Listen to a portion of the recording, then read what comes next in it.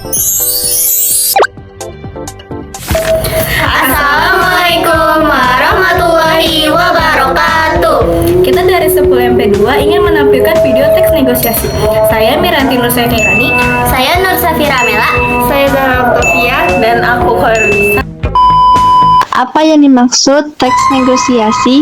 Negosiasi adalah teks yang berisi proses tawar-menawar atau perundingan antara dua pihak atau lebih untuk mencapai kesepakatan bersama yang saling menguntungkan. Adapun struktur teks negosiasi diantaranya satu orientasi, pembuka atau perkenalan masalah, yang kedua pengajuan, pihak pertama menyampaikan keinginan, yang ketiga penawaran, terjadi tawar-menawar, yang keempat persetujuan, kesepakatan yang dicapai, yang kelima penutup atau akhir percakapan. Orientasi adalah bagian awal dalam teks negosiasi yang berfungsi sebagai pembuka percakapan antara pihak-pihak yang bernegosiasi. Ciri-cirinya berisi salam pembuka, ada perkenalan atau sapaan, menyampaikan maksud awal secara umum, atau suasana masih santai belum masuk ke inti tawar-menawar. Tujuannya membangun hubungan yang baik, membuat suasana nyaman, dan menjelaskan konteks awal pembicaraan. Pengajuan adalah bagian dalam teks negosiasi ketika salah satu pihak mulai mengajukan keinginan, permintaan, atau penawaran. Ciri-cirinya ada permintaan atau penawaran mulai masuk ke inti negosiasi dan biasanya berupa pertanyaan atau pernyataan keinginan. Tujuannya menyampaikan kebutuhan atau keinginan dan memulai proses tawar-menawar.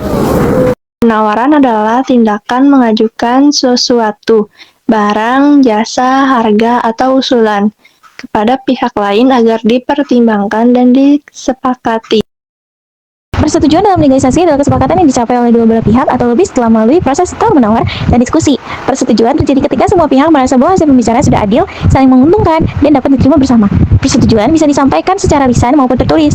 Namun, dalam situasi resmi seperti kerjasama bisnis atau perjanjian penting, persetujuan biasanya dibuat secara tertulis agar memiliki bukti yang jelas dan menghindari kesalahpahaman di kemudian hari. Jadi, persetujuan dalam negosiasi adalah tanda bahwa proses tawar-menawar telah selesai dan kedua belah pihak sepakat dengan hasil akhirnya.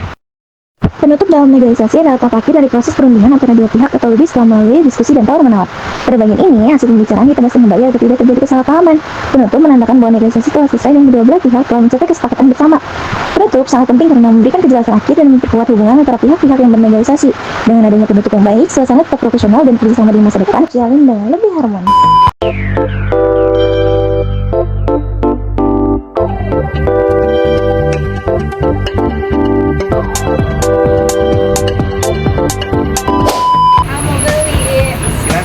Ini manggis kilo berapa, A? Kilonya manggis 20.000. 15 nggak bisa, A? 15 belum dapat nih.